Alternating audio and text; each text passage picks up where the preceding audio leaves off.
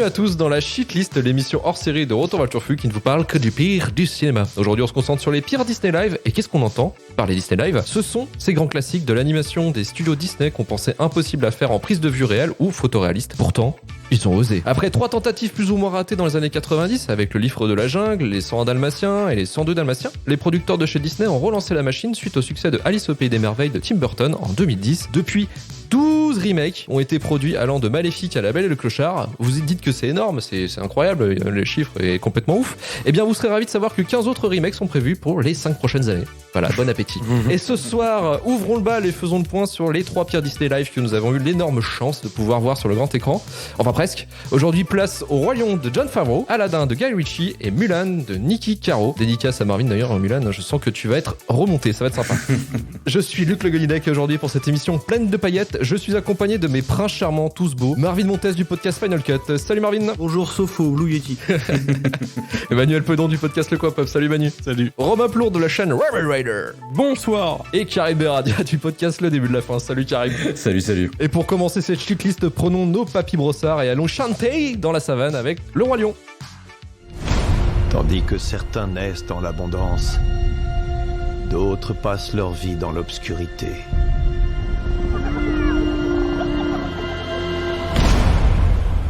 À quémander des miettes.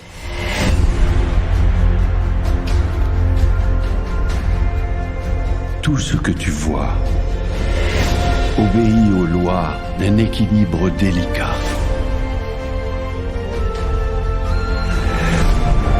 Quand chacun se demande ce qu'il peut gagner, un vrai roi se demande ce qu'il peut offrir.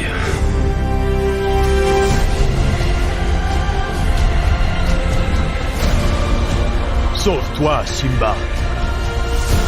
Et ne reviens jamais.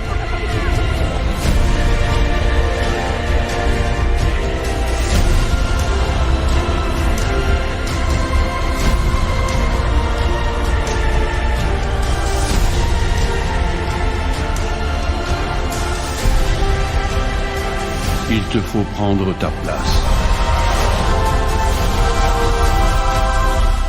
Dans le cycle de la vie.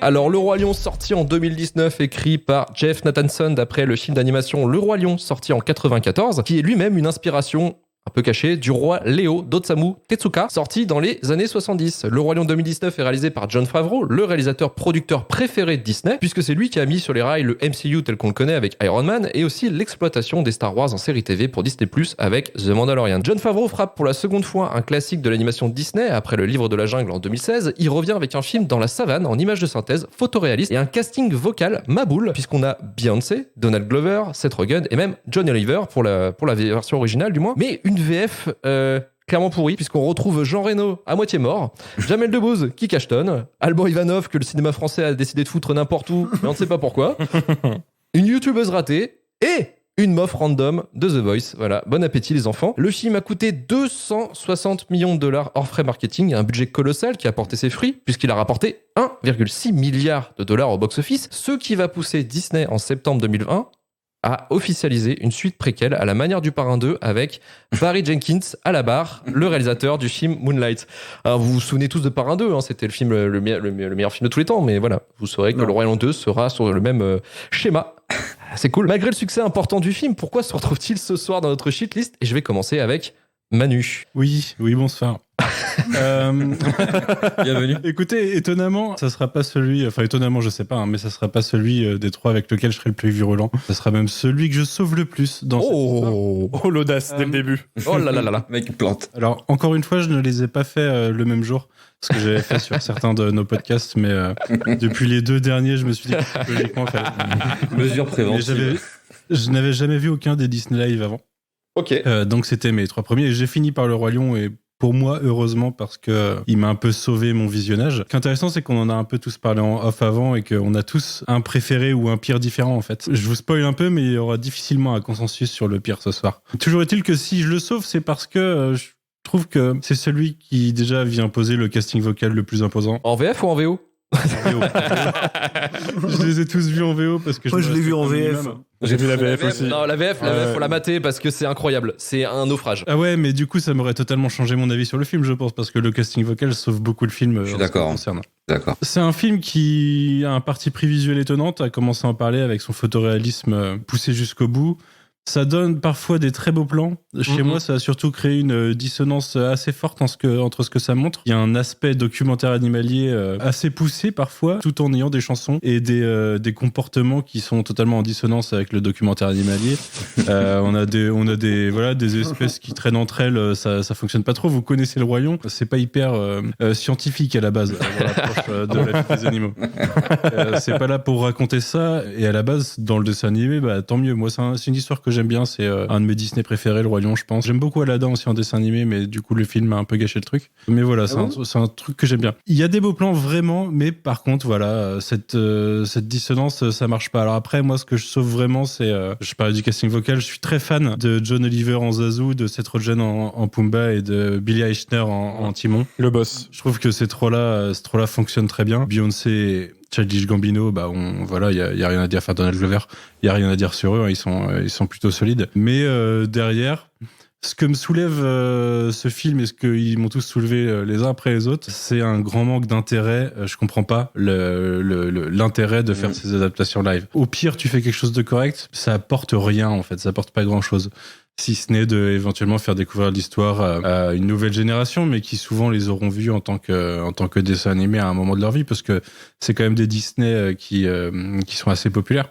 Mais par contre, il n'y a aucun intérêt directement sur l'aspect créatif, c'est zéro. C'est juste, et effectivement, ils ont réussi leur coup, je l'ai répondu un petit peu, mais c'est juste effectivement de mettre à l'assaut au box-office, et ça marche d'enfer. Ça, corporate, limite. C'est un boulot corporate. Ils ont un dossier, hop, ça sort, basta. Là où c'est compliqué, en fait, c'est qu'il y en a certains qui ont été faits, tu sais, genre les Cendrillon, les trucs comme ça, à la rigueur, qui faisaient partie des anciens Disney, quoi. Là, on a choisi quand même de parler de 3 films qui ont moins de 30 ans, techniquement. Que l'intérêt est encore moins compréhensible, vraiment, quoi. Ils ont capté le filon avec le livre de la jungle juste avant. Ouais, mais ça se comprenait encore, tu vois. Ouais, mais comme lui a marché, ils se sont dit, vas-y, on lance la machine et ça part, quoi. Mais d'ailleurs, je trouve que le livre de la jungle est toujours très au-dessus de tous ces remakes et qu'ils n'ont jamais réussi à égaler. Moi, en attendant, jusqu'ici, le Roi Lion, c'est des 3 le seul dans lequel j'ai réussi à rentrer, en fait. Mon visionnage des 2 autres a été assez catastrophique et il y a même 2-3 moments où j'ai bien kiffé, quoi. Il y a une scène. Parce que les expressions des lions, du coup, qui sont hyper réalistes, ça fonctionne souvent pas. Ah non, c'est à côté de la flaque, c'est trop drôle. C'est vraiment trop drôle. La scène de Pumbaa qui comprend pas qu'il va être Lappa et tous les autres qui le regardent avec leur regard d'animaux, du coup, je trouve que ça marche bien, tu vois. Ça, c'est un truc qui passe bien à l'adaptation, mais après, leur chant, leur danse, leur comportement entre animaux, ça fait hyper bizarre en fait avec c'est gênant. Ce photoréalisme-là.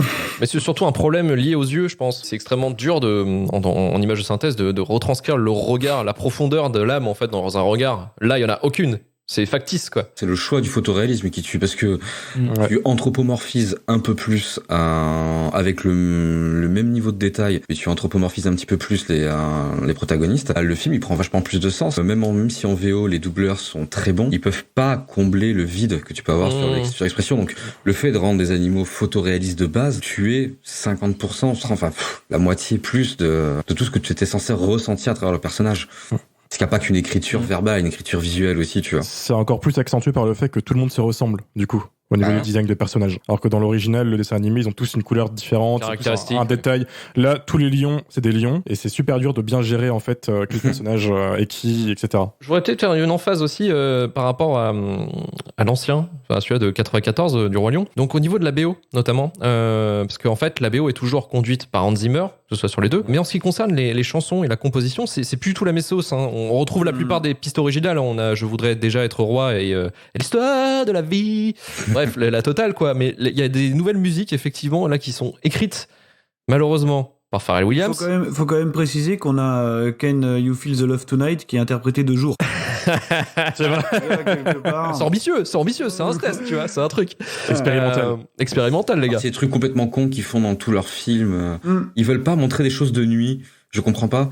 Alors, surtout pour un film d'animation, c'est malin de mettre des choses de nuit, tu peux tricher de ouf, tu vois. Et je comprends pas. Ils se font chier en plus, tu vois, c'est balle dans le pied. Et en fait, il y a même notre Elton John, donc, qui était le parolier de l'ancien Roi Lion, qui avait taclé à la presse en disant que ouais, effectivement, c'était la tournure des chansons était complètement naze, quoi. Peut-être en fait finalement il a peut-être eu la rage de pas avoir le contrat pour celui-ci, quoi. Pour le moment aussi. Et Karim, je vais me tourner vers toi. Qu'est-ce que tu penses de ce film finalement? Est-ce que t'étais un fan du Roi Lion d'origine? Factuellement oui, je suis pas très Disney, mais le Roi Lion j'ai grandi avec, et à chaque fois que je le revois pas super souvent, mais à chaque fois il me met une petite branlée. C'est un film qui me plaît, il y a des scènes qui me touchent, donc j'aime beaucoup l'original. Donc quand j'ai regardé que pour le podcast, parce que j'avais pas envie à la base, hein, donc c'est un peu l'histoire de notre vie, hein, par rapport à Shitlist, hein, Déjà, je tiens à dire que techniquement, tout le monde considère que ce film est un film en prise de vue réelle. Je suis pas d'accord, parce que c'est non, on est complètement hors sujet en fait. Voilà. Mais j'ai dit au début image de synthèse. Il y a un seul vrai plan dans le film. Un seul. Le tout premier. Mais en vrai, c'est même pas nous qui sommes hors sujet, c'est le monde entier, parce que si tu vas dans la catégorie, enfin, même chez Disney, ils te le considèrent comme une prise de vue réelle, les gens disent ok, pas de problème. Au-delà de ça, le film, en fait, il va avoir un problème, en fait, qui est inhérent à tous les films qu'on va traiter, il va rajouter, et il va tenter de rajouter des choses qui vont retirer l'essence, en fait, on va pas dire de l'œuvre originale, mais ce que ça aurait dû un peu transposer. Et le Roi Lion, c'est exactement ça. Donc, on parlait, voilà, du photoréalisme trop poussé. Effectivement, ça sort, et il y a plein de scènes qui ne marchent plus à cause de ça. La scène de la mort de Mufasa, pour moi, c'était le test du film. J'étais censé avoir des frissons normalement à ce moment-là. Je les ai pas eu. Je la trouve très moche celle-là, ouais. Visuellement. J'ai repris la mort de Mufasa il y a 6 mois pour pré-justifier un abonnement Disney+. À 36 ans, briller, tu vois. Là, non. Voilà. Et en plus de ça, il y a plein de petites choses qui sont rajoutées qui sont pas essentielles. Il y a des personnages qui perdent un peu, genre Timon et Pumba, personnages que j'adore. Alors en vrai, c'est eux qui sont le moins ébranlés dans le film parce que je pense que c'est déjà des animaux marrants, donc ça marche. Par contre, la transposition de Hakuna Matata qu'ils ont, c'est juste des clodos en fait. Et ça emmerde un peu en fait parce que ça ressemble vraiment à ça, tu vois. C'est punk à chien, ils ont trouvé un gros chien, quoi. Et là, t'as Pumba Origins. Pumba Origins. Moi, j'ai pas réussi à rentrer dedans en fait. Donc je vais saluer la performance technique absolument tarée, surtout sur les décors en fait. Des fois, c'est très très dur de s'imaginer que tout est fait en 3D. Et en fait, si le film est très marrant quand tu fais un jeu dessus, c'est qu'il y a plein de moments, ils ont, je sais pas si vous vous souvenez de ce truc, la vie secrète des animaux, où tu prends des... Oui, c'est ce que j'allais dire, exactement. Ouais. Et en fait, le film devient très drôle quand tu fais ça parce que il est prompt à faire ça, parce que t'as plein de scènes qui sont vraiment en mode, les gars ont fait 2 animaux qui communiquent dans la nature. Donc tu peux leur dire ce que tu veux. Donc ça devient très marrant. Mais après, c'est le seul des 3 films que j'ai bouffé ce soir que j'ai trouvé un peu long quand même. Les 2 autres, ça m'avait pas fait cet effet-là. Donc c'est pas une chiasse non plus, tu vois. Je m'en bats les couilles en fait. Aladdin que j'ai trouvé extrêmement long personnellement. Je sais pas, il y a trop de fin. Je dois avoir un côté bébé. Attendez un petit peu avec Aladdin, on va se calmer. Il y a le temps. Il y a le temps. Romain, toi, qu'est-ce que t'en as pensé du Roi Lion? Eh ben moi, je vais te rejoindre. Le Roi Lion, c'est mon premier film. Waouh. Donc déjà, quelle émotion. Ça partait mal. Moi aussi, j'ai pas voulu le regarder au cinéma parce que je me suis dit putain, pourquoi comment La thune, frère. Bah ouais, mais c'est totalement ça. C'est des purs produits de fast-food. Hein. Ils ont le scénario déjà, ils le reprennent, copie-colle, hop, voilà. Et là où le Roi Lion 94 glorifiait l'animateur 2D, ce Roi Lion-là glorifie l'animateur 3D. La claque, elle est là, vraiment, ça rend super bien, je trouve, visuellement, malgré quelques plans un peu bizarres, un peu trop... Il y a une patte au niveau de la 3D qui est bizarre des fois, je saurais vraiment pas décrire, c'est pas mon milieu. J'ai vraiment eu un sentiment de malaise tout le long du film, à cause, bien sûr... Une sorte un petit peu d'Uncanny Valley, un petit peu, là. Uncanny Valley, exactement. Ça, c'est la faute au regard, hein. Clairement, c'est toujours le pire truc à recréer en fait. Et ça m'a vraiment surpris parce que juste avant, Jon Favreau a fait le livre de la jungle où c'était très très bien géré et donc que d'un coup ils choisissent ce côté très très réaliste, ça m'a un peu surpris et qu'on tombe vraiment dans des plans des fois qui sont tellement malaisants. Genre tout à l'heure, Emmanuel, tu disais que t'as réussi à rentrer dans le film. Moi, c'est vraiment le film qui est rentré dans moi. Voilà. Désolé, non, mais vraiment gros malaise tout le long du film. Pas faire de vanne, mais. Ouais, non, mais tu peux, mais c'est fait exprès. C'est fait exprès. J'ai rien dit. Voilà mon premier point noir. Ensuite, j'ai vraiment ressenti un gros ennui. En fait, c'est la même histoire, mais sans la magie. Vraiment, c'est des films, pour moi, tous ces films qui sont faits pour l'animation 2D, parce que l'animation va pouvoir glorifier tout ce côté un peu fantaisiste, musical, etc. Et ça pète en dessin animé. Pas que ce film-là, hein, Aladdin, Mulan, etc. Et là, c'est plat comme jamais. Les couleurs, tout le film, il est marron clair. Il n'y a pas une dose de fantaisie, ne serait-ce qu'un petit parti pris qui te fait dire « Ah ouais, d'accord, vas-y, un petit peu de peps, quoi. » Non, c'est toujours un plan large très simple, avec un plan serré ensuite derrière. Il y a... Je sais pas, c'est un peu réalisé en mode automatique, en fait, je trouve. Mon seul truc qui m'a un peu réveillé tout le long du film, c'est Timon et Pumba qui m'ont fait rire. Mais ouais, mais c'était ça, c'était la carte à jouer, bien sûr. C'est la carte. Des trucs qui pètent, ça vous fait marrer, quoi. Oui. Bah, le caca, c'est toujours drôle. Hein. Bien sûr, le caca, le prout. Un prout, c'est très drôle. Faut, voilà, quoi qu'il arrive, bien placé. Rien que de penser à un prout, ça me fait rire déjà, tu vois. Donc... mais moi aussi, finalement. Et puis, non, tu vois, on se retrouve finalement. Après, je l'ai fini le film et je me suis dit, ouais, bon, ok, je l'ai vu. Je vais l'oublier très vite, je pense. Et comme pour beaucoup de monde. Là, tout à l'heure, t'as parlé d'une suite et je me suis dit, mais qu'est-ce que c'est que ce bordel? J'étais pas du tout au courant, mais pourquoi? Version Le Parrain 2, surtout, c'est ça qui me... C'est l'ascension de Mufasa. Ouais. L'ascension de Mufasa. C'est incroyable. Ah, ça va être beau. Peut-être le combat de Scar contre Mufasa dans leur jeunesse, quoi. Peut-être qu'ils peuvent rattraper un peu certains trucs, mais pour moi, c'est mort. Voilà, quoi. Ouais, voilà quoi, c'est vraiment, voilà quoi, ce film, genre, ouais, voilà. Voilà, on l'a vu. sur 20. Non mais attends, après on parle d'Aladin. Ouais, attends, oui, d'accord, oui, bon, on verra Aladin après. Manu, arrête. Il y a un temps pour tout. C'est bien. Arrête tout.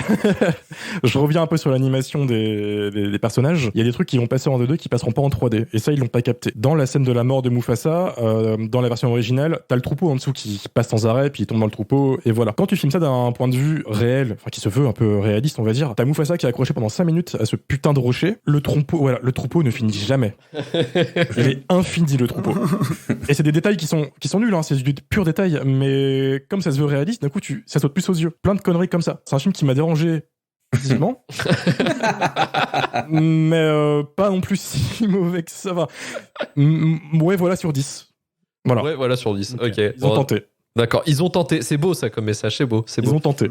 Et Marvin, est-ce qu'ils auraient dû tenter? Ouais, bon, c'est un film bizarre. C'est un film sur lequel tu peux porter un regard quand même assez ambivalent, quoi. En fait, je pense que comme beaucoup de gens de ma génération, Le Roi Lion, c'est un truc un petit peu doudou, quoi. Tu vois, c'est un des premiers films que tu vois en salle. Enfin, moi, j'ai 31 ans, perso, donc voilà, les gens qui sont dans ces âges-là, je pense qu'ils ont tous connu un espèce de traumatisme. Les boomers. Ils s'attendaient pas du tout. Ouais, voilà. Les pré-boomers, tu vois. On y arrive.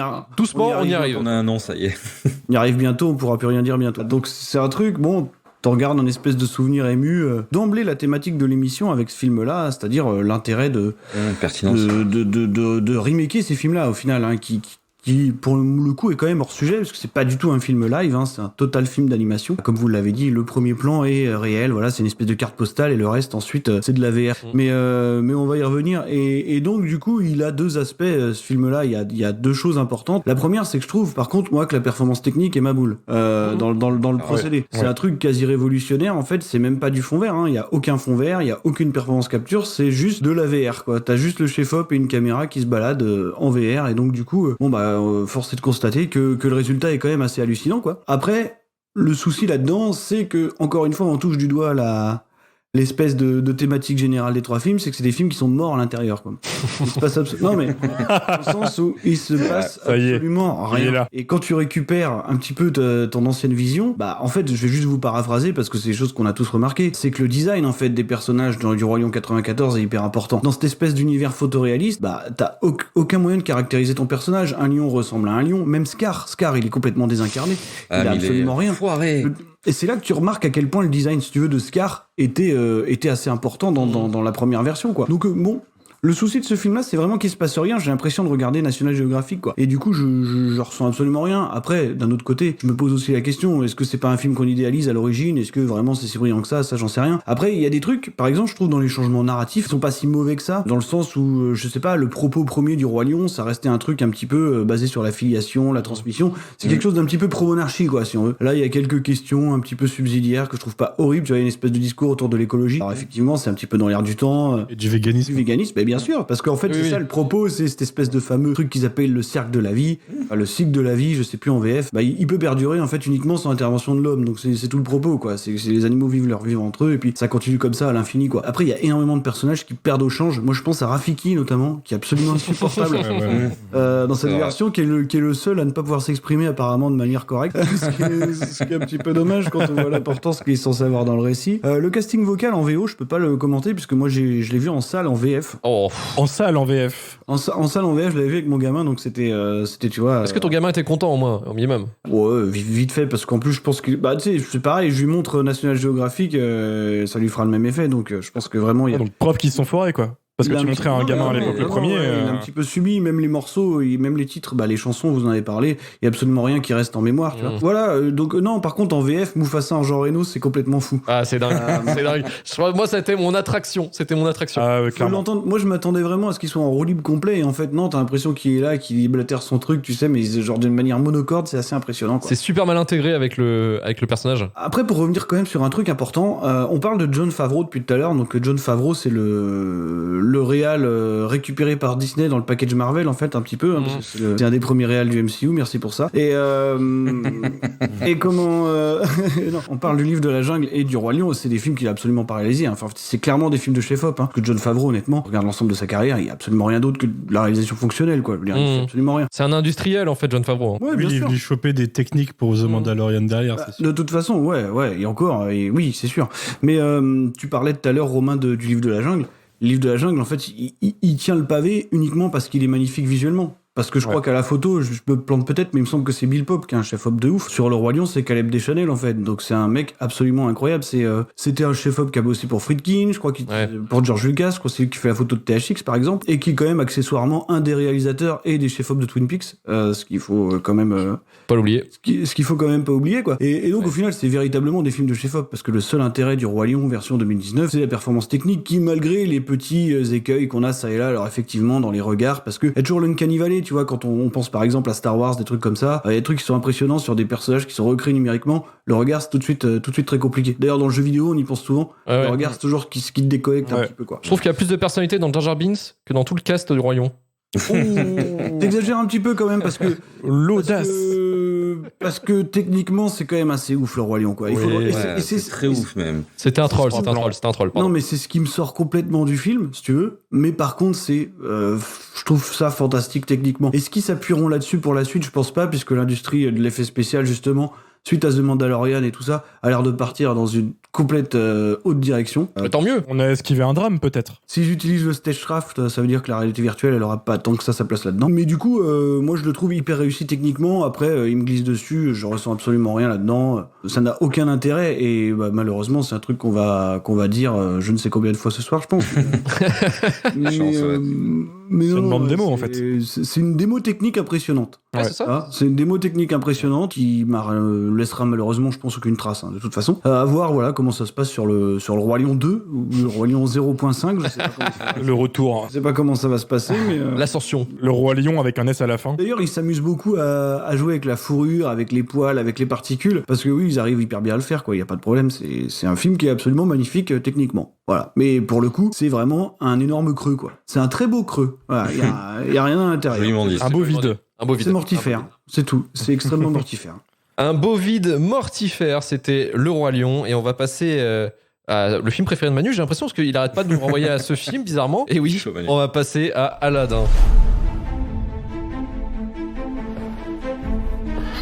Une chance extraordinaire s'offre à toi. Je peux faire de toi un homme riche. Assez riche pour conquérir une princesse. Dis-moi ce que je dois faire. Il y a une caverne aux merveilles. Apporte-moi la lampe.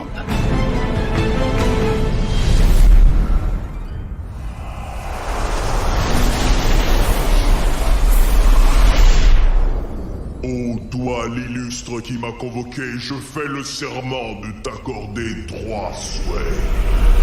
Je plaisante, regarde ça. Regarde! Oh, tu m'as regonflé? Je suis ton meilleur ami. Eh génie, fais-moi prince. Attention, il y a une différence entre fais-moi prince et fais-moi un prince. Oh, non. Vous n'auriez pas vu mon palais? Tu as l'air d'un prince, en apparence, mais je n'ai rien changé à celui que tu es à l'intérieur, en piste. Non, c'est moi qui décide, d'accord? Je dis quand c'est le moment. Aladdin sorti en 2019, réalisé par Guy Ritchie, réalisateur de Snatch, Amour, Crime et Botanique, et dernièrement The Gentleman, sur un scénario écrit par Guy Ritchie et John August, basé sur le film d'animation Aladdin, sorti en 92. Aladdin version 2019 nous plonge dans le royaume d'Agraba, où nous suivons un punk à singe, au nom d'Aladdin, interprété par Mehda Massoud, qui, par un concours de circonstances, tombe amoureux de la princesse Jasmine, sous les traits de Naomi Scott. Lors d'un traquenard orchestré par la main du roi Jafar, il fait appel au tout-puissant génie interprété par Will Smith, qui va l'aider à démonter Jafar et à pécho la princesse. Alors, énorme succès également à sa sortie, un budget de 180 millions de dollars pour 1 milliard de recettes. Aladdin ne s'est pas fait sans heurts, notamment pour le casting exceptionnel de 3000 candidats pour jouer Aladdin, où la galère était palpable avant de choisir Mehda Massoud, et on pourrait tous d'accord que dire que c'était quand même un sacré miscast. L'accusation de whitewashing liée au casting d'une actrice anglaise, Naomi Scott, pour jouer la princesse arabe Jasmine, et également la goutte d'eau qui a fait déborder le gâteau. Le teasing, quelques mois avant la sortie du film, de l'image de Will Smith en génie bleu full CGI, Twitter s'en souvient.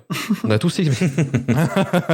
Mais est-ce que c'est tous ces problèmes qui ont plombé le film pour qu'il se trouve ce soir sur notre shitlist? Et on va commencer avec, j'ai envie de dire, le streamer de France, le plus gros streamer de France. Le plus gros streamer Fortnite de France. Voilà, on avait vraiment besoin d'un spécialiste et on a appelé... Tout désigné.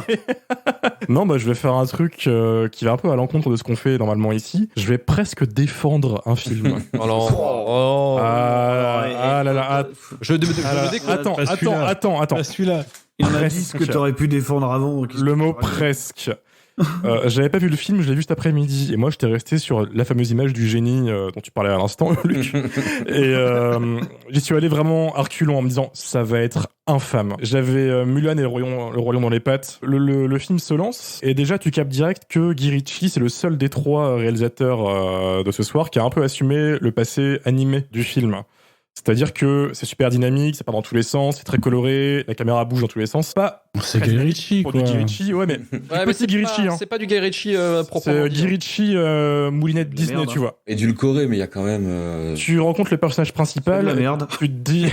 mais Marvin, j'étais sûr ce que j'entendais, on l'a couvert, et là il ressort en disant Guy Ritchie c'est de la merde. La merde, c'est vrai. On le savait. J'ai eu très très peur au début, parce qu'en effet, il y a un gros miscast dans ce film, dans la période... Dans la présence plutôt de Mehda Massoud au casting. Ce mec, c'est un Instagrammeur, c'est pas un acteur. Il est là, il fait rien, il a aucune émotion, il dégage que là, il a aucun charisme. Et du coup, je me suis dit pendant 15 minutes, ça va faire très mal. Et là arrive Jafar, et là ça fait encore plus mal. Marwan Kenzari. Oh là là, ça c'est très dur. Je me suis permis de Jafar. Je pardonnerai jamais. Ah ouais. Eric Pestacteur, c'était son dernier film. Et là, je me dis, oh putain, le bordel que ça va être. Et arrive Will Smith, et là, c'est vraiment 180 degrés en arrière, et j'ai grave kiffé, parce que Will Smith en fait à fond, que ce soit en CGI ou en live, parce que des fois, il est pas qu'en bleu. Après, il a du boulot, il doit récupérer Robbie Williams derrière. Ah ouais, c'est ça. Alors, il y a du taf, et il n'arrive pas une fois à la cheville de Williams. Faut quand même dire les faits, mais il s'en bat les couilles. Oui. Clairement, il s'est dit, bon, le mec en face de moi, c'est pas joué, le casting, c'est pas ce qu'il fait. Guy Ritchie, non plus, là, il est en mode, oh là, ça va pas. Donc, il est en roue libre totale. Et étrangement, ça m'a un peu porté le film. Et du coup, je me suis pas fait chier. Vraiment, c'est toujours bien rythmé. Il y a toujours quelques blagues qui passent bien, j'ai trouvé. Pas toutes, évidemment. Voilà, tout celle avec Mena, c'est mort. C'est très cringe des fois. Le côté romance entre Jasmine et Aladdin. Les pires moments du film. Étrangement, j'ai été porté par le film, en fait. Les musiques sont correctes. Surtout, j'avais peur, en fait, de la comparaison entre Williams et Will Smith, qui forcément fait un peu de beatbox, etc. Parce que voilà, forcément, le passé qui parle. Non, j'ai trouvé ça vraiment plutôt correct, plutôt ok. Voilà, vous allez m'insulter. Oui, je suis complètement fou. Et... Les choses sont dites ce soir, messieurs, dames. Non, mais j'assume entièrement ce choix. En plus, c'est pas forcément très très bien. Il y a des moments où j'étais genre, oh là là, qu'est-ce qui s'est passé là, les gars? Je suis d'accord avec toi. Toutes les séquences de romance sont pas bien. Jafar, c'est une catastrophe. Le climax Jafar en gros bonhomme rouge. Le gros Jafar, voilà, exactement. No. Et malgré ça, il y a quand même une impression, je sais pas, vous avez forcément été à Disneyland, vous avez vu les pièces de théâtre pour les gamins faites par les acteurs, par des sosies d'acteurs des films, etc. C'est exactement ce film. C'est une pièce de théâtre Disney sur scène. Mais à 200 patates. Ouais, voilà. C'est avec des gros CGI et une guest star qui vient prendre son chèque. Et malgré ça, j'étais genre, oh d'accord, le petit côté Bollywood des fois, côté what the fuck. Ouais, il y a un emprunt Bollywood, effectivement, il y a une sorte d'hommage. C'est sûr. C'est quasi une comédie musicale. Hein. Ah bah oui, c'est pas oui, des mais emprunts, voilà. Et ils assument parce que même quand c'est musical, c'est fun, grosse chorégraphie, ça pète dans tous les sens, trompette. Alors que dans Le Roi Lion, qui est le seul autre film de ce soir qui assume le côté musical, il y a rien. Ils chantent, mais on se fait chier, c'est des plans larges, il y a pas d'émotion, il y a que dalle. Là, ils tentent au moins de mettre un peu d'émotion et d'effort dans le truc, tu vois. Donc ça m'a un peu fait rire. La chance qu'on a, c'est que si ça avait été un film de Bollywood, ça aurait duré 5 heures. C'est vrai. Ouais. Avec 1000 transitions par seconde. Quelque part. Avec un montage Michael Bay, ouais. On s'en tire pas mal. C'est pas forcément très bien, mais j'ai pas trouvé ça si méchant que ça, inoffensif, plutôt fun, et voilà, Aladdin. On va revenir un petit peu sur le cast. Aladdin était une réussite au box-office, hein, mais une énorme déception pour le lead cast, justement, Mehdi Massoud, qui, même si le film a cartonné, en fait, il se retrouve tout de même sur la paille, car selon ses dires, sur une interview du site américain Daily Beast quelques mois après la sortie du film, il nous dit qu'il n'a pas reçu une seule proposition des studios pour un film, que sa carrière reste au point mort, la désillusion la plus totale. Mais du moins, il faut savoir quand même que si vous aimez Aladdin comme Romain, et si vous aimez pas Aladdin comme mes deux comparses, la Manu et Marvin, une suite est prévue avec toujours Guy Ritchie. Oh, super. Et casting, Super encore carrière. une fois, de Mehdi Massoud. Mehdi Massoud, comeback. Jafar, dégage. Ça, c'est bon, c'est le côté cool du Génial. truc. Will Smith est de retour et également Naomi Scott. Cette fois-ci, l'intention, attention les enfants, accrochez-vous parce que celle-ci, c'est un peu la news. L'intention ne sera pas de suivre les suites déjà produites, mais de tourner un film sur un scénario original. Mais justement, d'ailleurs, ça c'est un truc, c'est un truc que mine de rien ils ont quand même compris. Parce que Disney dans les années 90, ils ont quand même essayé de faire suivre leurs classiques par des trucs un peu sous-produits quoi. Et là ils ont au moins la non audace, on va dire de pas repartir sur les mêmes timelines parce qu'on se rappelle aussi du Roi Lion 2, l'honneur de la tribu de son nom. Le Parrain 2, c'est ça, non? C'est quoi, c'est ça. Retour de Jafar. Je me rappelle pas, j'ai jamais regardé un numéro 2 de ce genre de... C'est terrifiant et ça s'appelait, ouais, comme tu as dit, Karim, terrifiant. Le retour de Jafar, quoi. Qui sont des trucs directo VHS de l'enfer. Qui sont déjà... C'est la période où ils commencent déjà, je crois, à sous-traiter en Inde et dans ce genre de studio. Et donc, ce qu'ils ont continué ensuite à faire avec des Cars 2, 3 et compagnie, quoi. Mais ouais, heureusement qu'ils sont détachés de ces timelines-là qui sont déjà un peu catastrophiques. C'était des DTV de toute façon. Oui, c'était ça de base, hein, histoire de rentabiliser un peu tranquille les animations qu'ils avaient déjà produites, quoi. Pocahontas 2 aussi. Ah, le meilleur. Le Oh The Best. merde, non. Le bossu de Notre-Dame 2. Enfin, oui, ils ont tous eu droit à leur suite, quoi. Les Soins Dalmatien 8. Ouais. Ok. Karim, toi, tu en as pensé quoi d'Aladdin, du coup? On va se mettre d'accord quand même que sur le fait que ça soit pas bien. Ah, d'accord. Ouais. Il commence tout de suite à se justifier. Disclaimer. En fait, ça va être un peu comme pour Romain, c'est que vraiment sur la liste des trois, c'était celui que j'avais vraiment pas envie de voir parce que le côté mercantile était encore plus affiché sur celui-là. J'avais pas l'impression qu'il y ait de performance technique. Je pensais qu'il y avait rien à sauver du film. En fait, il y a des trucs qui marchent pas mal. Je veux dire comme Romain, sur le coup, ça va être le génie qui marche bien. Moi, le main, alors il joue très mal, mais il a la même tête qu'Aladdin. Donc si tu t'en fous un peu, ça marche. Naomi Scott fait bien la princesse. Et en fait, par rapport aux deux autres films Disney ce soir, en fait, lui il rajoute des trucs, même narrativement, mais ça fait pas perdre d'essence à l'œuvre. Ça met de l'essence dessus, mais il faudrait allumer derrière. J'avoue, c'est que cramer tout ça. J'avoue qu'il pose des trucs qui développent pas, mais voilà. Mais c'est pas gênant, ça te sort pas du film, ou ça te change pas le propos du film. Quand tu le prends comme une comédie musicale Bollywood avec Will Smith qui est clairement le réel du film, parce que c'est lui qui fait tout. Bon ça passe. Il fait 2h15. Je me suis pas complètement endormi. Et alors ce qui fait chier, c'est quand tu connais le budget, parce que sinon il fait Bollywood même dans les effets spéciaux. Ça par contre c'est un truc qui est très dur. Je trouve vraiment la 3D assez infâme. Les incrustes sont compliqués. Le gros Jafar et la caverne là, c'est dégueulasse. Et voilà, il y a un truc qui gère très mal, c'est l'incruste de leur tapis volant, et ils en font des caisses, ils te rajoutent plein de trucs. Voilà, donc c'est pas spécialement un bon film. Je pense que si tu fais le test de mettre un gamin de 6 ans comme moi quand j'ai vécu Aladdin la première fois, le même à 6 ans maintenant, lui il s'en souviendra pas quand il sera plus grand, tu vois. Donc ça marche moins bien. Ah si, il faut voir le film aussi pour la chanson de Naomi Scott. Non, putain, ça c'est vraiment c'est le pire truc du film. Ouais, moi j'étais pas prêt parce que j'étais jouasse quand même un peu en regardant le film, ce qui me faisait un peu marrer. Il m'a dit tais-toi, quel gros bâtard. Mais c'était en mode non, mais le Frozen Time en fait, c'était ça, tu vois, je veux dire ça m'a. Ouais, c'est ça, mais c'est exactement ça, c'est la Reine des Neiges. Quel enfer. D'accord, bon, ça a dû plaire aux petites filles ou je sais pas, peut-être, je sais pas moi le public, tu vois. Je crois même pas, je sais pas, je me suis pas une petite fille en moi-même, mais je pense pas. Il y a toute une vibe. Si vous êtes une petite fille, si vous nous écoutez, vous êtes une petite fille, n'hésitez pas à nous envoyer un mail. Dites-nous. Voilà. On va pas le dire trop souvent ça quand même. Attention quand même à ce qu'on raconte là en fait. Là. Demandez l'accord des parents. Non, faut juste conclure en mode c'était le moins pire à regarder, mais on en revient pareil au manque de pertinence de l'existence de ce film, quoi. Donc. Après, t'as très bien imité le directeur de casting de ce film quand tu as dit au pire, il ressemble à Aladdin, on s'en fout. Ouais. Bah, tu sais, surtout après 3000 candidats, ils sont là. Bon. Allez. En vrai, non, mais tu dis Instagrammeur, mais tu le screens en costume, ça passe. En vrai, je veux dire, totalement, mais il a la gueule. Juste, il a pas de charisme. Oui, voilà. La gestuelle, les bouches. C'est compliqué. C'est compliqué. Marvin, c'est compliqué aussi comme film. Bah ouais, c'est hyper compliqué. Je sais pas si c'est le pire des trois, mais honnêtement, enfin, il y aura pas de disclaimer, c'est un désastre. C'est vraiment terrible. Je comprends pas ce qui vous a pris quand vous avez vu ça. Vous deviez pas être top. Ah, moi j'ai bien aimé comment pareil. Moi je suis dans un bon mood à la base. Sans passer après toi, Marvin, j'avais peur de passer après eux. Ouais, non, c'est pas. Il y a des clans qui se forment dans ce podcast. Je vais creuser parce que c'était quand même un enfer absolu. Je vais commencer par peut-être le point moyen plus quoi. C'est-à-dire que oui, effectivement, Mena Massoud peut vaguement ressembler un peu bourré au personnage d'Aladdin. Si tu le regardes en clair-obscur, quoi, tu vois. Il y a aucun respect. Qui est déjà à mon sens, je suis désolé, j'en ai rien à foutre d'Aladdin en fait. Je trouve que c'est un personnage clairement insipide à l'origine.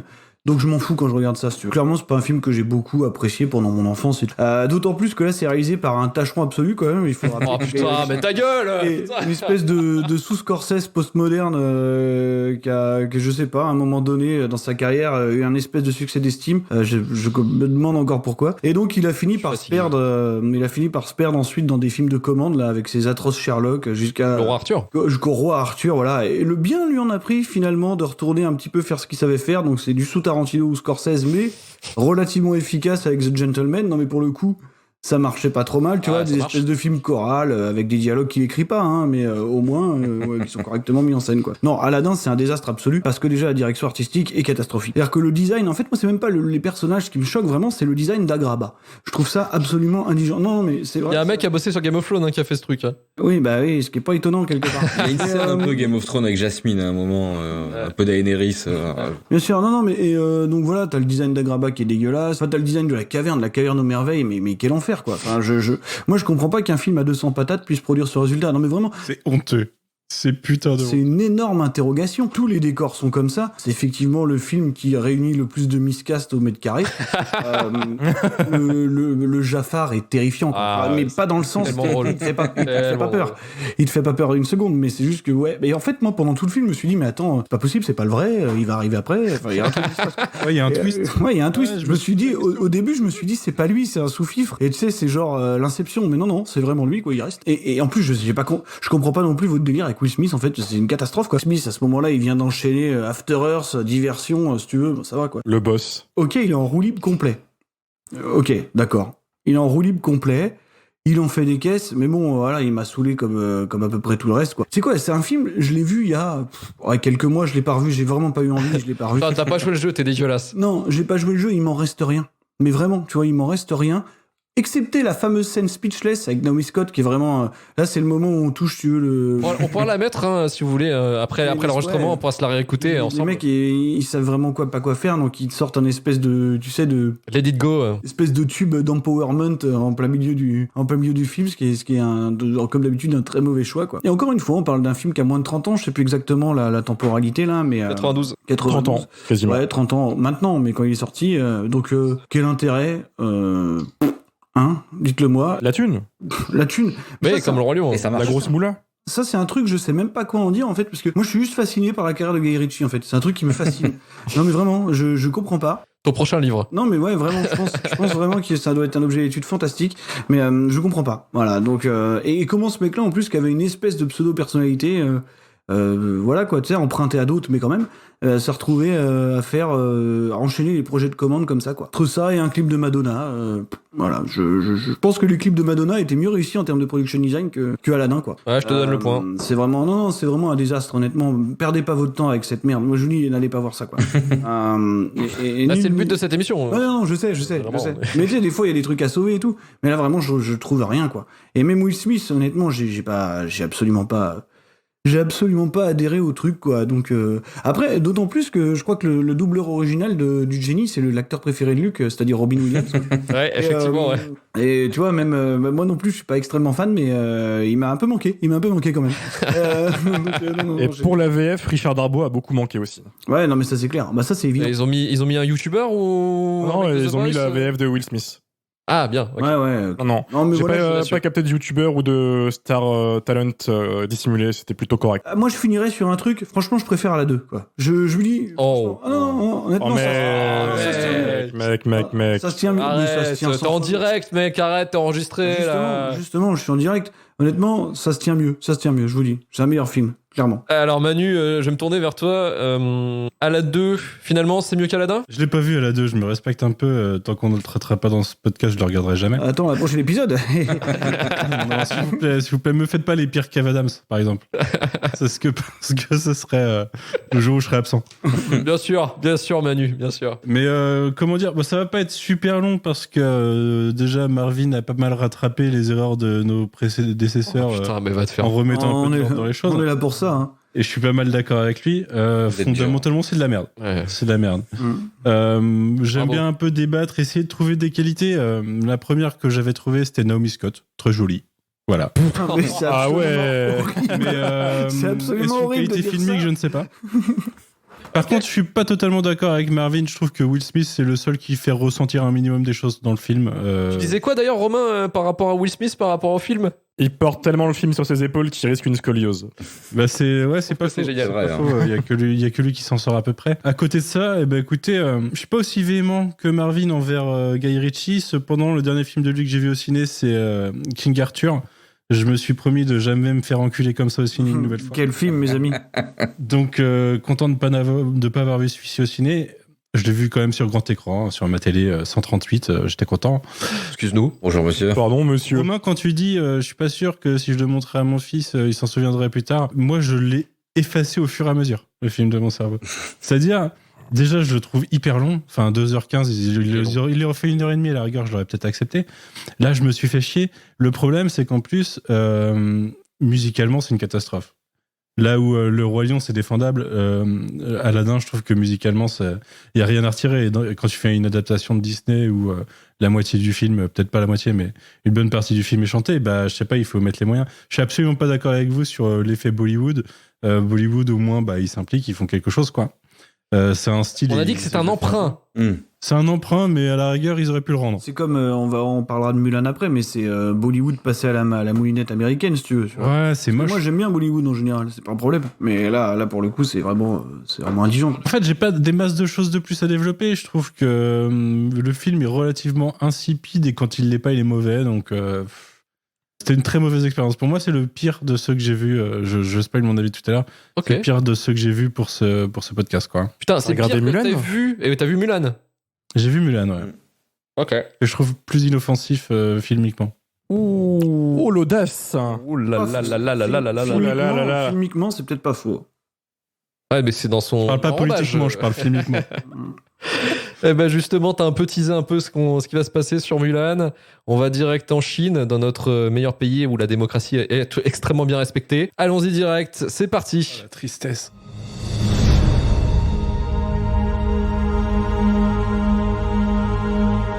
Discrétion. Sérénité. Élégance. Et discipline. Ce sont les qualités que l'on attend d'une bonne épouse.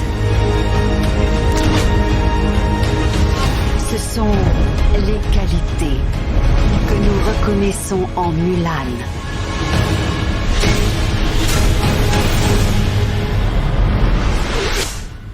Il est de mon devoir de combattre.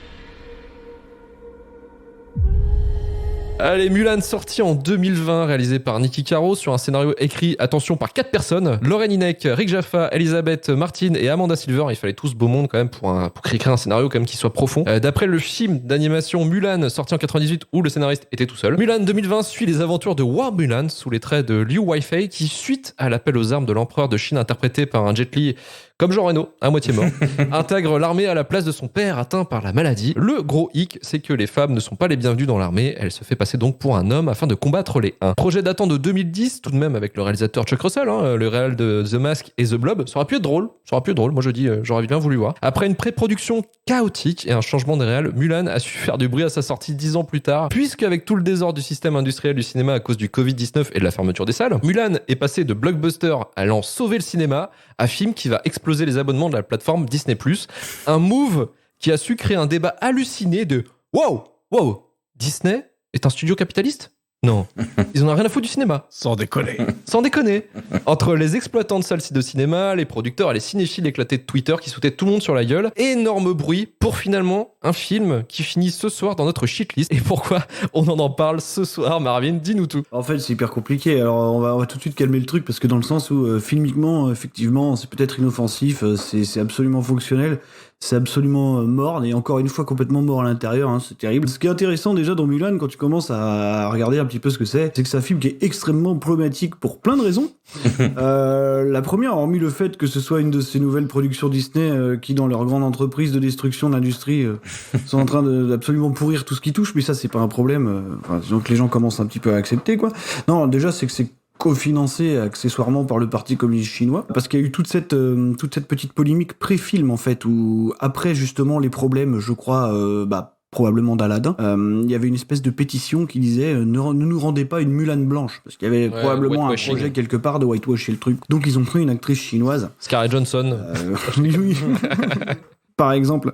Donc ils ont pris une actrice chinoise, alors je sais pas exactement si elle est totalement chinoise d'origine. Elle est sino-américaine. Au point où peu de temps avant la sortie du film, elle a même carrément pris position, mais de manière publique, pour la Chine continentale contre les manifestants hongkongais, qui sont accessoirement des pro-démocrates, quoi. Donc voilà. Donc si vous connaissez pas les subtilités de la politique de Xi Jinping, ben, je vous invite à aller vous renseigner, et à voir un petit peu... ce qui se passe dans ce film, quoi. Le troisième souci quand même majeur, c'est que alors ça fait quelques mois qu'on est au courant de la politique de travail forcé qui se passe en Chine, et puis donc il se passe qu'il y a un certain peuple qui est légèrement, je sais pas comment on pourrait dire, génocide, quoi, génocide culturel et idéologique, quoi. On n'est pas loin d'un génocide, donc c'est-à-dire que le film du coup a la bonne idée d'être tourné au même endroit que là où se situent les camps d'internement des Ouïghours. En fait, si tu veux schématiser, franchement, j'y ai pensé, c'est comme si tu faisais un remake live de Fievel à Auschwitz avec Eric Zemmour dans le rôle principal. C'est le même niveau de dégueulasserie, quoi. C'est exactement la même chose. Parce qu'après, on va me dire, oui, c'est pas politique, machin. Si, quand même. Je veux dire, le cinéma est un art politique, et puis pas vouloir avoir de point de vue, c'est déjà d'en avoir un, quoi. Je pense pas qu'on puisse aborder le film en éludant complètement ça, quoi. Après, le film en lui-même, il se veut un espèce de wuxia-pian, donc c'est un film de sabre chinois, comme ça s'appelle, le wuxia-pian. Bon, alors effectivement, pas du tout proche des standards, on va dire hongkongais et chinois du genre. C'est plutôt le wuxia-pian un peu lyophilisé, on va dire, c'est le wuxia-pian post-Tigre Dragon, quoi. Tu vois, qui était déjà, même si c'est un bon film, quand même une espèce d'imposture, c'était vraiment un truc destiné à un public occidental, quoi. Donc voilà, le film prend un petit peu cette base-là pour nous raconter l'histoire d'un vrai personnage folklorique qui s'appelle Hua Mulan, donc une espèce de libératrice, qui encore une fois, c'est un peu ironique, puisqu'on parle d'une histoire de libératrice sur les lieux d'un génocide en cours. S'en bat les couilles. Encore une fois, très fin. Et voilà, sinon, le film est absolument, oui, c'est vrai, comme tu disais, Manu, inoffensif, filmiquement, il se passe absolument rien. Et en fait, c'est juste une espèce de moulinette du wuxia ou du film d'action chinois d'époque, passé à la moulinette américaine, au point où on a même convoqué le bingo des acteurs asiatiques qui ont plus ou moins réussi en Occident. Ah, c'est moche, ça. Donc, t'as Jet Li, le pauvre, il s'est fait diagnostiquer une hyperthyroïdie il y a 10 ans, il est manifestement en très mauvaise santé, on sait pas s'il va pouvoir retourner, donc c'est peut-être son dernier film, ce qui serait un peu triste, on n'en sait rien, quoi. Merde. Alors, il y a forcément Donnie Yen, parce que Donnie Yen, c'est la star numéro 1 en Chine en termes de cinéma populaire. Voilà, c'est le recordman du box-office. C'est le Danny Boone de chez nous, quoi. Voilà, bon, sauf que c'est un des rares qui a des vraies scènes martiales où malheureusement il est tout seul, mais il est pas doublé comme d'habitude, donc quelque part Donnie Yen, bon, en tant que star numéro 1, il est forcément là. Il y en a plein d'autres, t'as Gong Li, t'as Cheng Pei-Pei aussi, qui est une actrice très connue, parce que c'était celle qu'ils appelaient la reine du wuxia-pian, c'est la première vraie héroïne féminine. Elle fait le rôle de la marieuse d'ailleurs, c'est un truc un peu ironique, bizarre comme choix. Mais voilà, donc le film est sinon pas très beau, encore une fois, beaucoup de fond vert pour le coup. De fond vert pas beau. Faut bien le noter. Pavot. C'est quand même un film où la majeure partie des gens sont doublés en permanence. Donc, on parle quand même d'un cinéma qui s'est développé un petit peu dans la réalité de ce qu'il filme, quoi. Et juste pour finir aussi sur l'extra diégèse, c'est que tu parlais tout à l'heure des 4 scénaristes. Dans les 4 scénaristes, t'en as 2 qui sont des militantes en fait reconnues de la guilde américaine des scénaristes. Donc qui sont plutôt des femmes qui sont pro-empowerment, tout ça. Donc qui sont principalement en fait ramenées là, instrumentalisées par Disney pour ça. Voilà. Notamment la réalisatrice aussi. Voilà. Niki Caro, évidemment. Qui sont en fait des représentantes d'une espèce de vague féministe du cinéma d'action. Post-MeToo. Ce qui, malheureusement, quand on regarde le contexte de production du film, est pas très très cohérent. Ce qui veut dire que tout le monde est corruptible au final, et c'est beau. Non, mais c'est vrai, parce que Mais c'est le pouvoir de Disney. Disney, il sait tout faire. Voilà. On a tous un prix. On a un scénario qui glorifierait l'empowerment et la libération des peuples, donc sur le lieu d'un génocide, ce qui est fantastique. Je suis sûr qu'on peut trouver le moyen de te faire une pub pour Blue, tu vois. Oui, parce qu'on peut vraiment le faire. Et d'ailleurs, peut-être que le Blue Yeti a été construit par des Ouïghours, ce qui créerait quelques problèmes. Mais jusqu'au bout. Oh là là. Ceci étant dit, c'est un film autour de ça qui a pas grand chose à raconter, qui a pas grand chose à montrer non plus. C'est dommage parce qu'il y a quelques scènes que je trouve qu'auraient pu, c'est un peu perdu dans le marasme, être un peu galvanisantes. Je pense au moment où justement elle finit de se travestir et qu'elle revient avec ses cheveux détachés où elle commence à s'assumer vraiment en tant que femme sur le champ de bataille. Où là, le truc marche pas trop mal, tu vois, dans l'iconisation, quoi. Après, ça dure malheureusement 2 minutes. La scène d'action qui suit est mal montée, mal branlée, donc ça tient pas, quoi. Donc non, je trouve que c'est un film pas loin d'être abject, hein, quand même, par rapport à ce qu'il véhicule comme valeur, à ce qu'il raconte finalement, parce que même dans le traitement du personnage, ça reste une femme qui a besoin de se faire passer pour un homme pour exister, et qui restera suspendue à la décision des hommes jusqu'à la dernière seconde du film, hein. Donc quelque part, cette histoire d'empowerment, c'est de l'empowerment niveau Wonder Woman un petit peu, quoi. Je l'avais pas tilté, mais c'est vrai que la fin, en fait, elle refuse d'être en gros une soldat de légion, quoi, une soldat d'honneur. Pendant 2 minutes, elle rentre chez elle et les mecs ils reviennent, ils font aller. Tu viens ? Quand même Donnie Yen qui vient lui dire bon, maintenant tu fermes ta gueule et tu me suis. Bon bah. Oui, monsieur. Donc oui monsieur, quoi. Donc voilà, jusqu'au bout, quoi. Jusqu'au bout, c'est un film absolument dégueulasse. Voilà, donc évitez de montrer ça à vos gosses, sortez de là, quoi. Et et cofinancez pas le parti communiste chinois. C'est pas forcément. Regardez le vrai Mulan peut-être. Ouais. Et oui, d'ailleurs, il y a un truc assez rigolo, c'est qu'ils ont enlevé le fameux personnage de Mushu parce qu'ils ont essayé d'en faire un truc un petit peu merveilleux, quoi. C'est-à-dire c'est comme ça qu'on appelle les wuxia, c'est le merveilleux, quoi. Donc parce que le personnage de Mushu, justement, vu que c'est quand même un film qui doit s'adresser en majeure partie au public chinois. D'ailleurs, il a plutôt bien marché, je crois, finalement, hein, même si pas en Chine. Non, il a été boycotté, ouais. Bah, justement par rapport au problème de l'actrice principale. Et donc, du coup, le personnage de Mushu, qui est à l'origine dans le dessin animé très mal perçu en Chine, parce que c'est un personnage qui est présenté comme un petit peu raciste et puis qui respecte surtout pas les grandes figures ancestrales. Donc c'est quelque chose qui passe pas du tout auprès du public chinois, quoi. C'est pour ça qu'ils l'ont pas gardé, hein. Ils veulent vraiment faire un film qui s'adresse à la Chine continentale avant tout, quoi. Je termine en disant qu'en plus de ça, c'est un film, comme on l'a dit, qui s'est bâti sur une espèce de volonté d'empowerment. Et c'est un peu problématique dans le sens où, en fait, Disney, qui s'attaque à ce genre-là, ne regarde même pas l'histoire du genre, en fait. Et c'est encore plus problématique du côté des Chinois, qui regardent même pas leur histoire.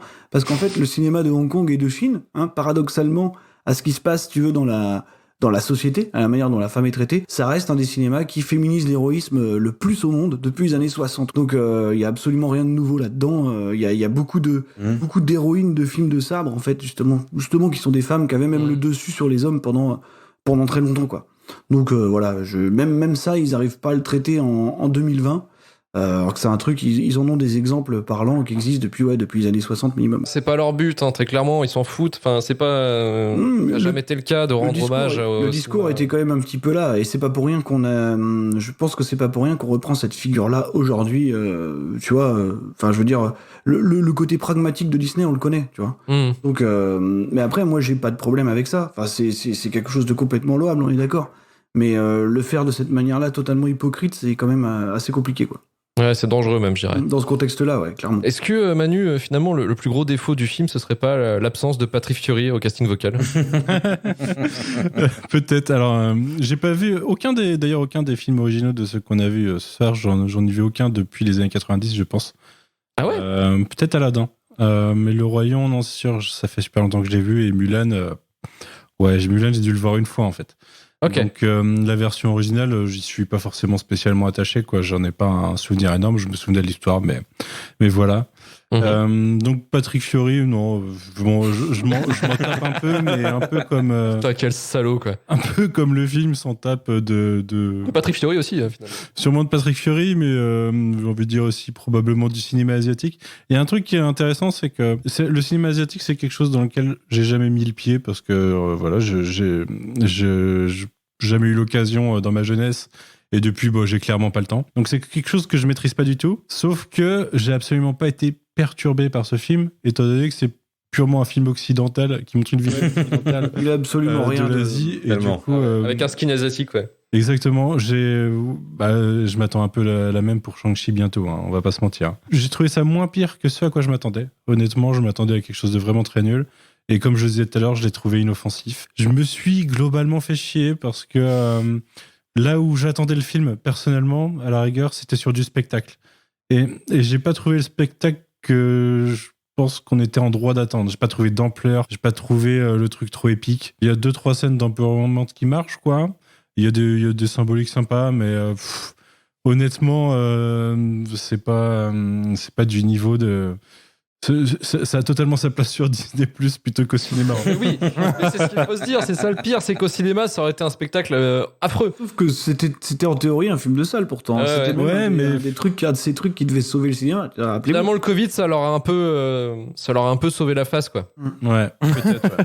Honnêtement, voilà. J'ai pas grand-chose d'autre à dire, si ce n'est que c'est assez insipide, quoi. Oh, c'est insipide. Romain, toi, est-ce que tu étais un peu attaché quand même au Mulan d'origine de 98 ? Pas du tout. C'est qui ces gens, putain ? Mais c'est quoi ce truc ? Je l'ai vu il y a des années, j'ai jamais revu depuis. Alors bien sûr, je me souviens du dragon, etc.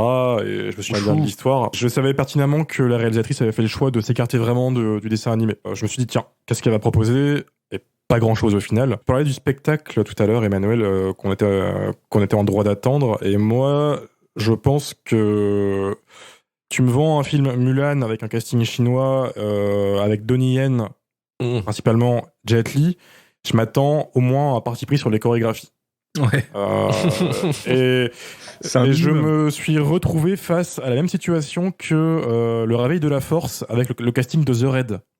Tu sais, si tu veux faire le parallèle, justement, Donnie Yen est dans Rogue One, où il est, pareil, honteusement sous-employé, quoi. Ah oui, exactement. Et encore, dans Rogue One, il a quand même 2-3 scènes à lui. Tu connais ses capacités, c'est assez terrible de le voir faire ça, quoi. C'est ça. Quand tu vois Ip Man, là, tu vois Mulan, tu te dis qu'est-ce qui s'est passé. Il y a 2-3 scènes où il y a un peu, en effet, d'art martial, mais c'est surcuté, et d'ailleurs mal surcuté. Donc, on a aussi un cas de...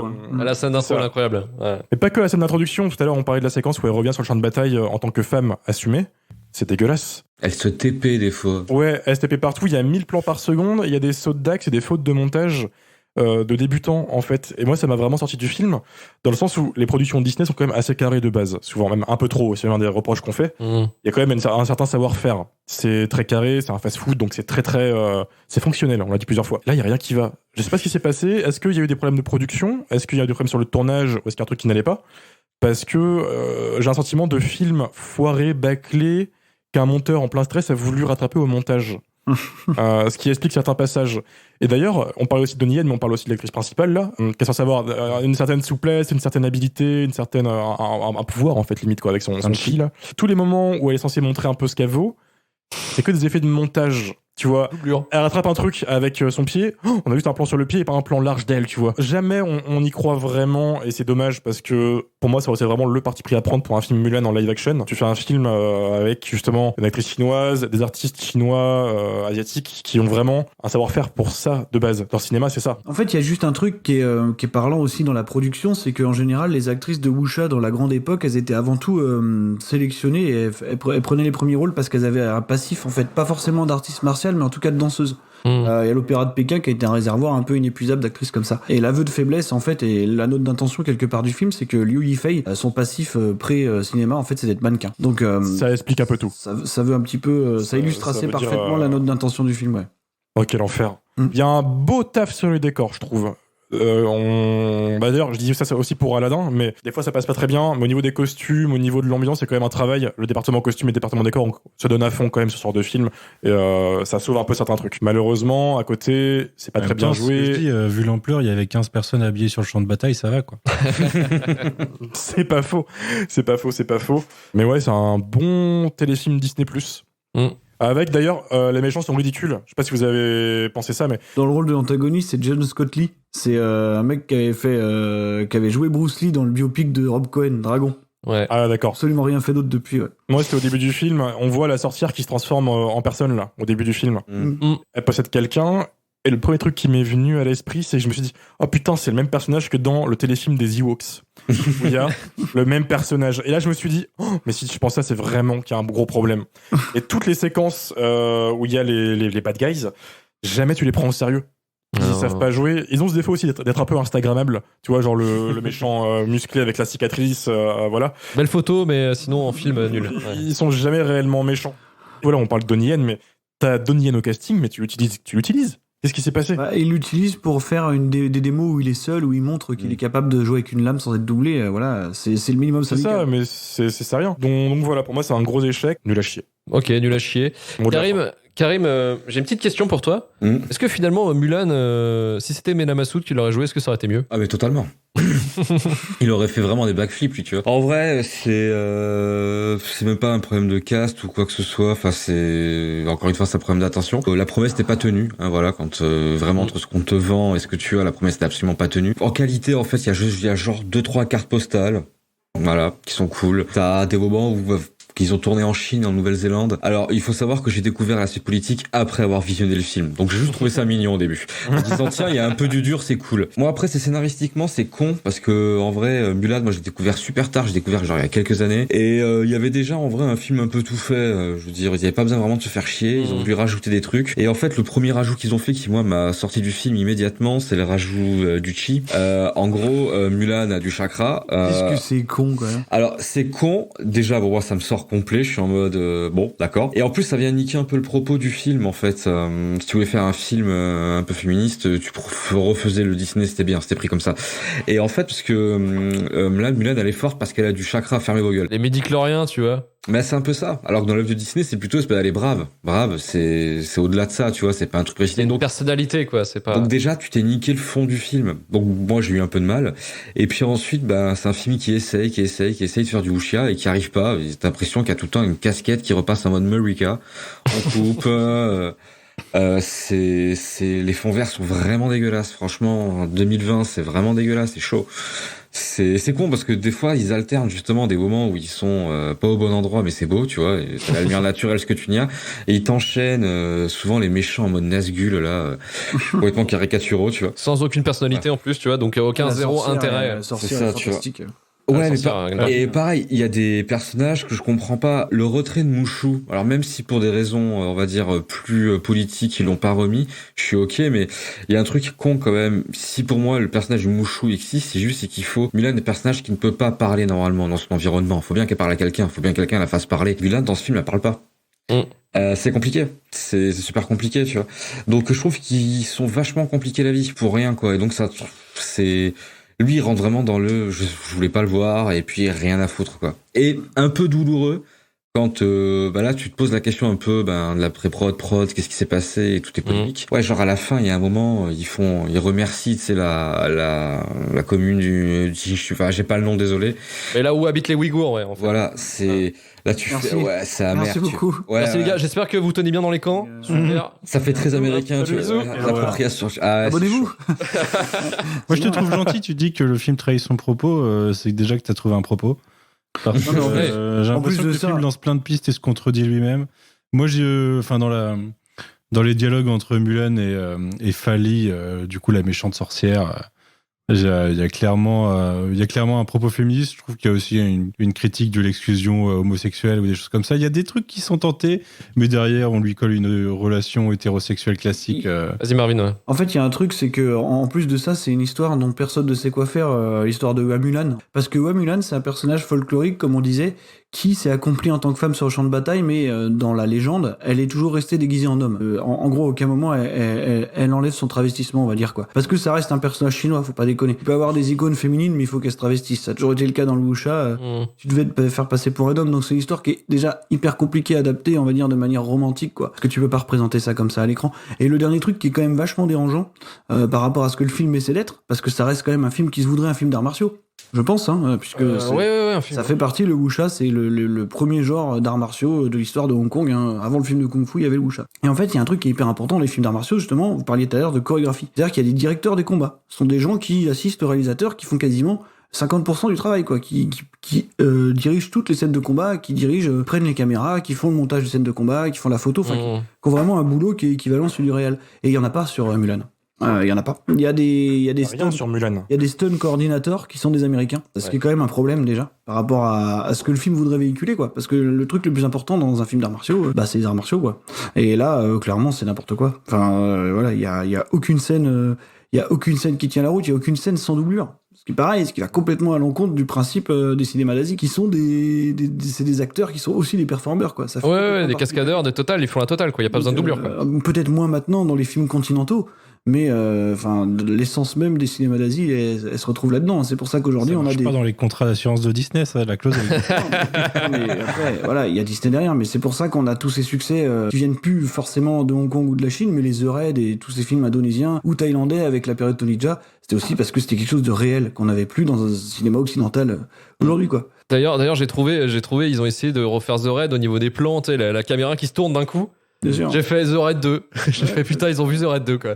Mais en fait, c'est le talent. Voilà, c'est mal foutu en plus. C'est juste pour courir sur des murs, quoi. C'est un truc de ouf. D'ailleurs, Marvin, tu disais qu'on n'y croit jamais vraiment, mais il y a un truc, moi, qui m'a aussi un peu choqué. Je vais revenir sur la comparaison entre l'animation et le réel. Quel grand thème de ce soir, en fait. Bah oui, mais c'est ça, c'est la confrontation. C'est comme ça. Ce sera la conclusion, Romain. Qui, ici, a vraiment cru un instant que Mulan, dans ce film, passait bien en garçon? Ah oui, putain, oui. Disons qu'elle a une voix, elle a une bonne voix un peu plus grave, magnifique. Ça, moi, je l'ai vu en VF. Je peux pas trop juger. Voilà, c'est bon, frère, pour Mulan, voilà. En dessin, ça passe super bien parce que forcément, le dessin, tu peux affiner les traits, tu peux jouer avec ça. Là, l'actrice, ils l'ont même pas maquillée, ils l'ont foutu genre son armure, ils l'ont sali un peu au niveau de la gueule, en mode ouais, c'est bon, t'es un garçon, ta gueule. À aucun moment, ce concept, qui est quand même la clé du film, c'est quand même le concept de tout le film, bah t'y crois, quoi. Ils te mettent entre les mains ce côté en mode non mais t'inquiète pas, ça va passer, mais pas du tout. Enfin, moi je l'ai vraiment en mode je l'ai pris en mode ouais, c'est un mauvais déguisement, moi je l'ai fait directement. C'est con, je suis casse-couille, vraiment je chipote, mais ce simple fait qui est quand même la base, le socle de toute l'histoire du film, bah t'y crois pas, quoi, un instant. C'est fake, c'est factice, et c'était un petit peu le thème global de ces 3 films, et on va pouvoir clôturer avec le courrier des Durandos. Arrivé à la fin du film, j'ai senti un truc sur ma joue. Je me suis demandé ce que c'était.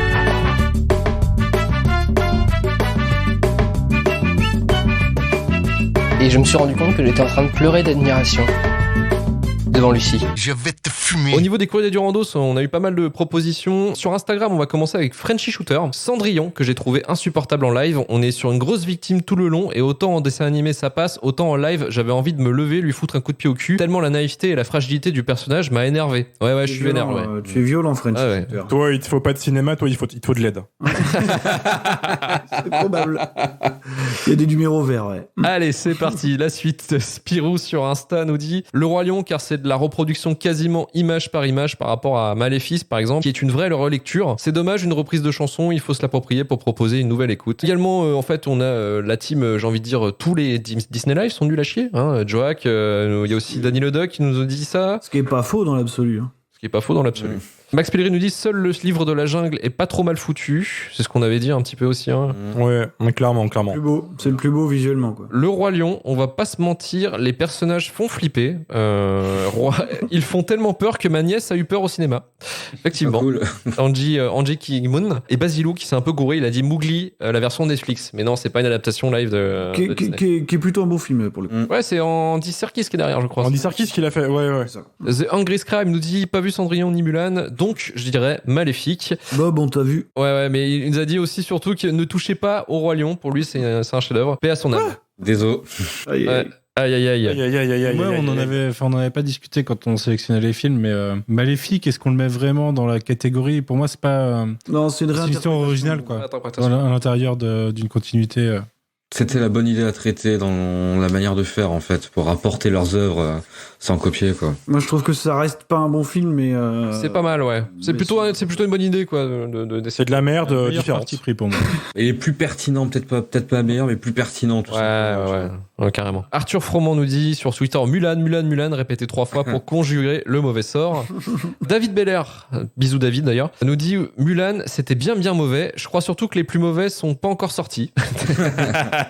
Il a pas tort. Visionnaire. Il nous demandait si on allait parler des 101 Dalmatiens avec Gérard Depardieu. D'ailleurs, je vous laisse sur le Twitter, il nous a envoyé, c'est vrai que la photo du costume de Gérard Depardieu dans 101 Dalmatiens, c'est quelque chose à voir. Hein. Attends, il y a Depardieu dans les 101 Dalmatiens? Les 102, je crois. Ou 101, 102, je sais plus, ouais, c'est 102, ça. 102, je crois.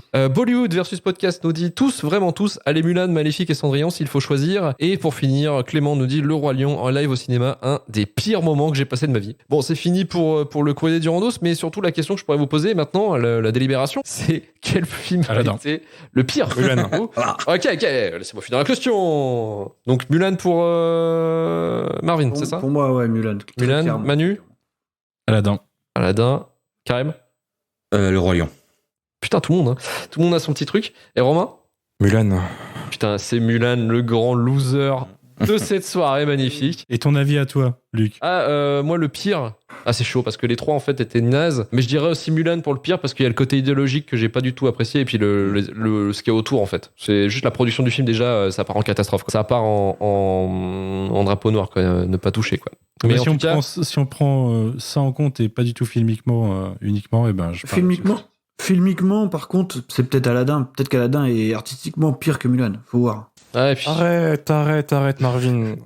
si, il a raison. Marvin qui est dégoûté, quoi. Je suis d'accord sur le principe, hein, Aladdin est quand même assez moche, mais Mulan, franchement... Arrêtez. Franchement, déjà, il n'y a pas Patrick Fiori, donc j'étais un peu vénère.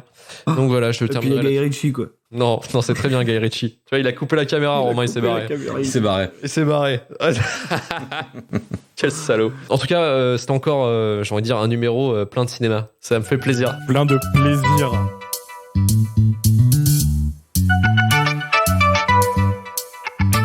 Merci de nous avoir écoutés jusqu'au bout. Merci Marvin du podcast Final Cut. Merci de ta participation. Pas merci du coup. Ouais, pas merci à toi non plus. Et pas merci à Blue Yeti peut-être, les fabricants de micros qui font péter les micros tous les ans. Ça fait 2 en 2 ans, c'est terrifiant. Donc n'achetez pas ça s'il vous plaît. Merci, c'était la pub pour Yeti. Ouais. Manu, merci encore du Coin Pop. Merci Karim du podcast Le Début de la Fin. Et merci encore à Romain, notre Twitcher préféré, celui-là qui diffuse cette émission en live sur Twitch. Merci Romain de la chaîne Twitch Iron Rider.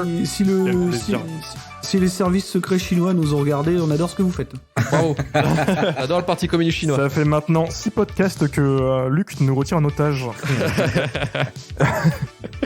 Retrouvez-nous bientôt pour un nouveau numéro pour vous parler du pire du cinéma. shitlistpodcast@gmail.com pour nous proposer des sujets. Retourvalturfu.com pour retrouver tous les numéros de nos podcasts Shitlist, également Retour vers le Turfu et Le Début de la Fin, notre podcast série télé. 5 étoiles sur Apple Podcasts, iTunes au Podcast Addict avec un petit commentaire. Et partagez un maximum le podcast si cela vous a plu. À dans 2 semaines. Allez, ciao. Salut. Bonsoir à tous.